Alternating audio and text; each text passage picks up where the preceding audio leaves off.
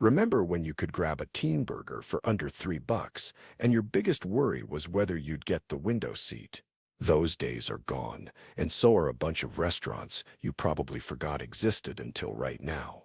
Canada's food scene wasn't always Tim Hortons and poutine Instagram posts.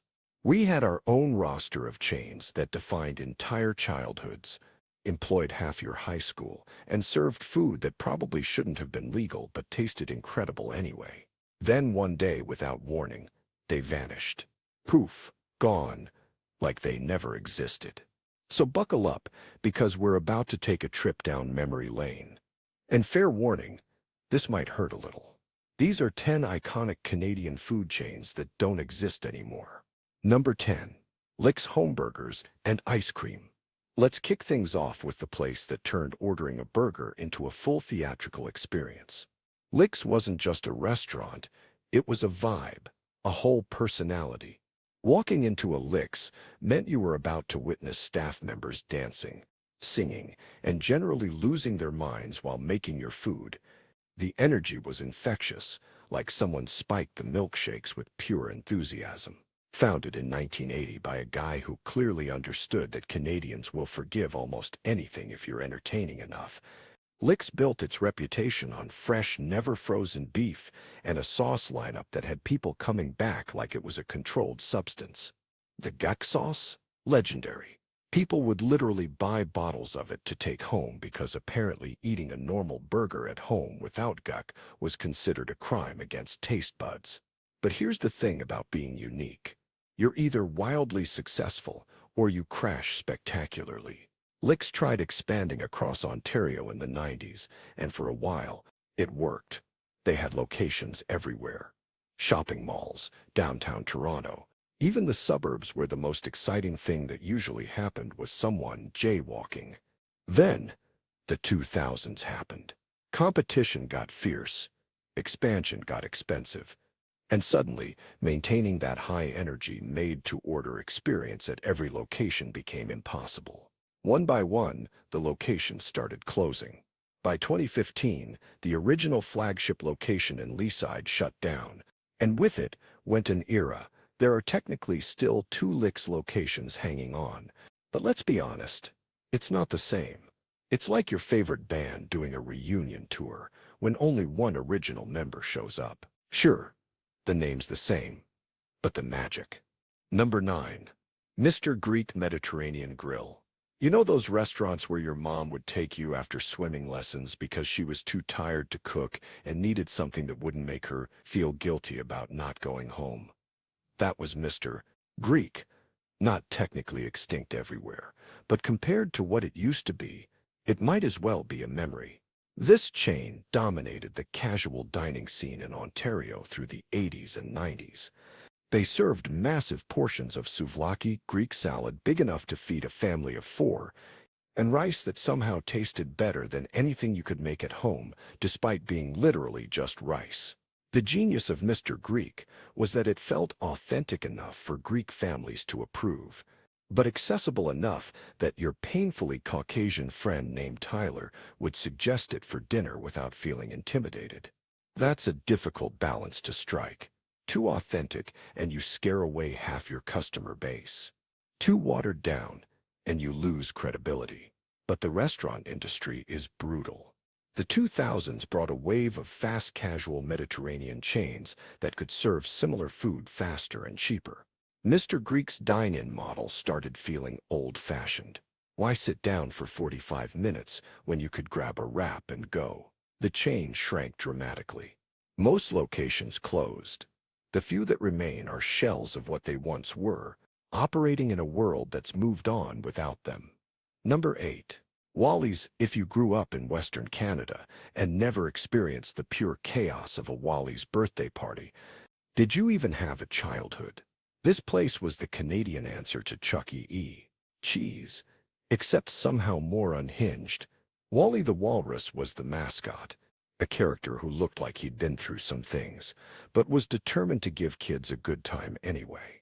Founded in Alberta in 1978, Wally's was part restaurant, part arcade, part gladiatorial arena where children battled for tickets to exchange for prizes that broke within 24 hours. The pizza was mediocre at best, but that wasn't the point. You went to Wally's for the experience, the games, the ball pit that definitely hadn't been cleaned since the Trudeau administration. The younger Trudeau, parents tolerated it because it meant 2 hours of not having to entertain their kids. Kids loved it because they could eat terrible food and scream without judgment. It was a perfect ecosystem. Until it wasn't, the chain started declining in the late 90s. Maintenance costs for all those games and attractions added up. Health and safety regulations got stricter, which meant the ball pit actually had to be cleaned. The horror, plus home video game consoles, got better. Why beg your parents to take you to an arcade when you had a PlayStation at home? By 2015, the last Wally's location closed its doors, presumably to a nice beach somewhere, trying to forget the things he witnessed in those ball pits. Number 7. Scott's Chicken Villa. Here's a chain that most of Canada has completely forgotten existed, but if you grew up in southern Ontario, you know. Scott's Chicken Villa was doing rotisserie chicken before it was trendy. Before Swiss Chalet became the default, I don't feel like cooking option, Scott's owned that space. Started in the 1960s, Scott's had a simple formula: rotisserie chicken, fries, coleslaw, and a sauce that people still try to recreate at home with varying degrees of success. The restaurants had this old-school diner aesthetic, all red booths and formica tables, the kind of place where your grandparents felt comfortable and you felt like you'd traveled back in time. The food was solid, reliable, exactly what you expected every single time, and for a while, that was enough. People loved the consistency. You knew what you were getting. But here's the problem with being predictable in the restaurant business. You're forgettable. When big chains like Swiss Chalet and Stubert invested in marketing and expansion, Scott's didn't keep up. They stayed regional. They stayed small. They thought loyalty would be enough. Spoiler alert, it wasn't. By the 1980s, locations were closing. The remaining ones tried hanging on, but competing against chains with bigger budgets and more locations was impossible. The last Scott's Chicken Villa closed sometime in the late 80s, and with it went a piece of Ontario's food history that most people under 40 have never even heard of. Number 6. Ponderosa and Bonanza Steakhouses. Let's talk about the era when all-you-can-eat buffets were considered the height of dining sophistication.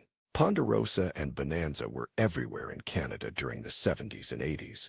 Same parent company, slightly different branding, identical concept: cheap steak plus unlimited trips to a buffet where food safety was more of a suggestion than a rule. These places were packed every weekend.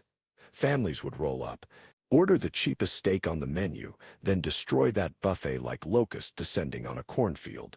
The salad bar alone was worth the price of admission. Unlimited croutons? That's called living, my friend. But buffets have a problem. They're a logistical nightmare. Food costs are unpredictable because you can't control how much people eat. And some people, let's be honest, treated these buffets like competitive sport. The amount of shrimp one person could consume was genuinely impressive and slightly disturbing. Add to that changing health attitudes. By the 2000s, people started caring about things like where their food came from and whether it had been sitting under a heat lamp for 3 hours. Weird, right? Suddenly, unlimited mediocre food seemed less appealing than smaller portions of better food.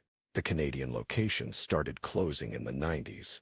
Some tried rebranding. Some tried updating the menu. Nothing worked.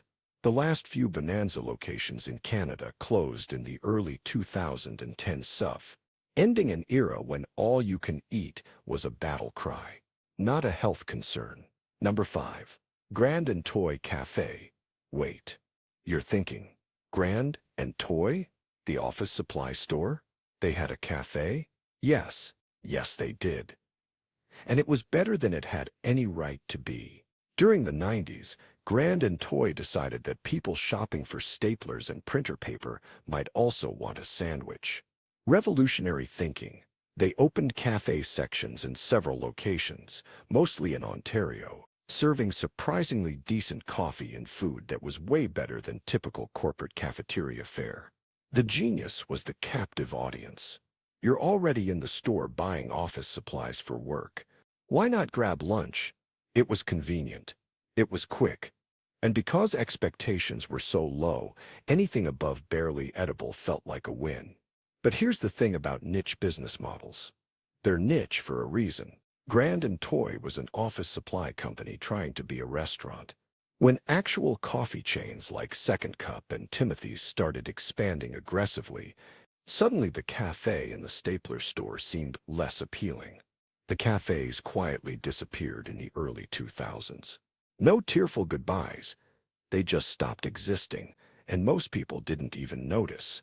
But for those who knew, who grabbed a sandwich there during lunch breaks, it was a weird little piece of Canadian retail history. Number 4. Red Barn. Before McDonald's completely dominated the fast food landscape, there was Red Barn, and it was exactly what it sounds like.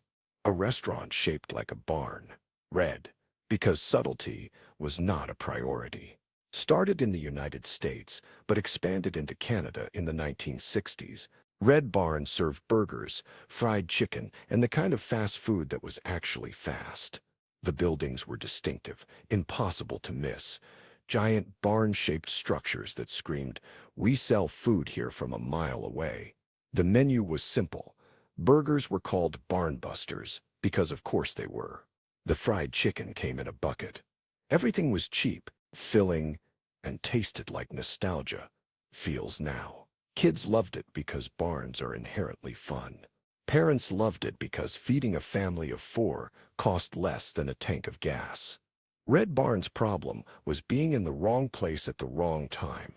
Just as they were establishing themselves in Canada, McDonald's and Burger King went into full expansion mode. These giants had bigger marketing budgets, more locations, better supply chains.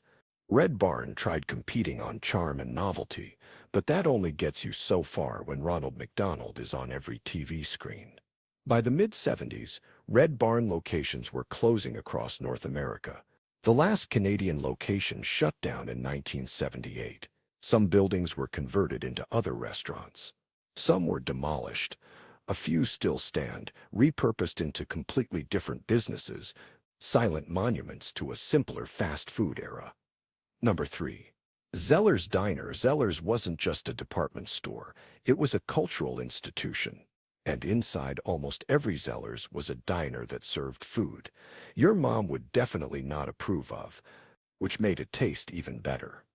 The Zeller's restaurant had a weird, specific energy. It wasn't trying to be fancy. It knew exactly what it was.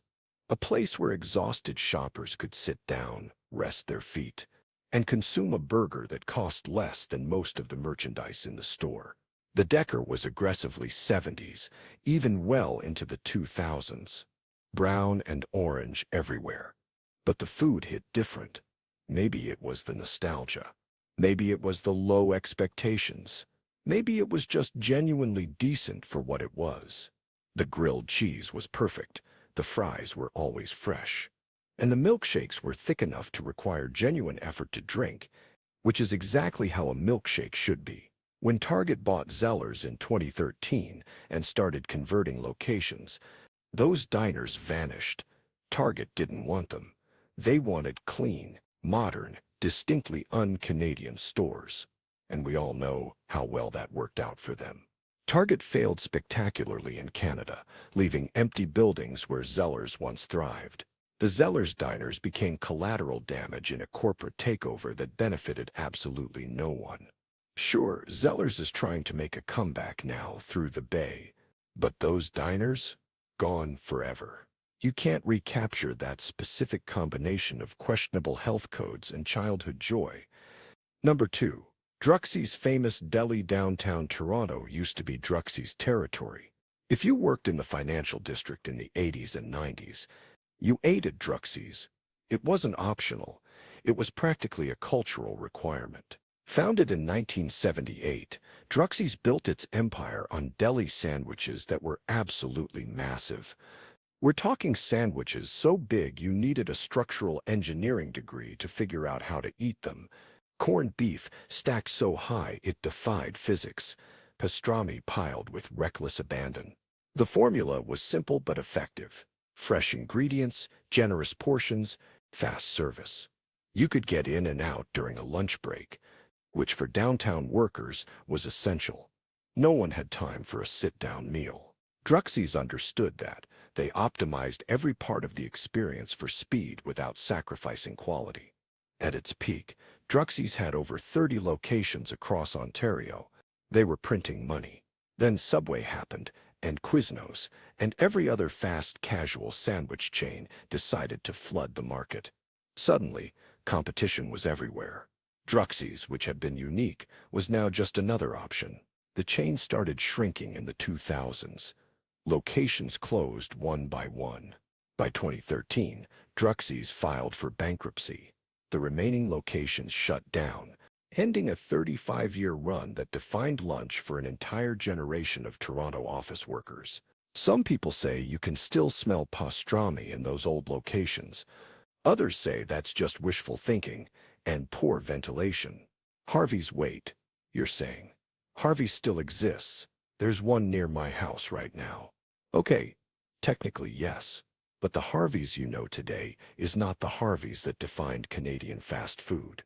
It's a ghost wearing a familiar name tag. Original Harvey's, the one that opened in 1959, was revolutionary. It introduced Canadians to the concept of customizing your burger and told them exactly what you wanted on it. Tomatoes, pickles, onions, whatever combination your heart desired, it was build a burger before that phrase existed. This was huge. McDonald's gave you a burger their way. Harvey's let you have it your way, which is ironic because Burger King's slogan would later become exactly that. But Harvey's did it first in Canada, and they did it better. The restaurants had this specific aesthetic, orange and brown decor that screamed 70s even when it was the 90s. The smell of charbroiled burgers hitting you the moment you walked in. The slight anxiety of holding up the line while deciding if you wanted mayo. Peak Harvey's had hundreds of locations across Canada. Gas stations, malls, standalone buildings. You couldn't drive through Ontario without passing 3 Harveys. They were as Canadian as hockey and apologizing. Painful decline. The chain got sold multiple times. New owners tried updating the menu, changing the decor, modernizing the brand. Each change stripped away a bit more of what made Harvey's special. The burgers got smaller. The customization options got limited. The charm disappeared. Today's Harvey's locations are mostly attached to other restaurants, combo units with Swiss Chalet or Kelsey's. The standalone Harvey's, the ones with character and history, are nearly extinct. Sure, you can still get a Harvey's burger, but it's not the same. The magic's gone. It's like watching your favorite band play their hits 30 years later. The notes are right, but the soul is missing. And that's the real tragedy here. Not that these restaurants closed, but that we lost the specific experiences they provided. You can still get a burger anywhere, but you can't recreate the feeling of walking into Licks and watching someone juggle your order. You can't recreate fighting for tickets at Wally's. You can't recreate the specific joy of a Zeller's Diner grilled cheese. These restaurants weren't just places to eat. They were where first dates happened, where families celebrated birthdays, where exhausted parents took their kids after soccer practice. They were part of the landscape, the background of life. So present, we forgot to appreciate them until they were gone. So here's to the restaurants we lost. The chains that fed us, employed us, gave us memories we didn't know we were making. They're gone now, living only in stories and the occasional photo someone posts online with the caption, "Remember this place?"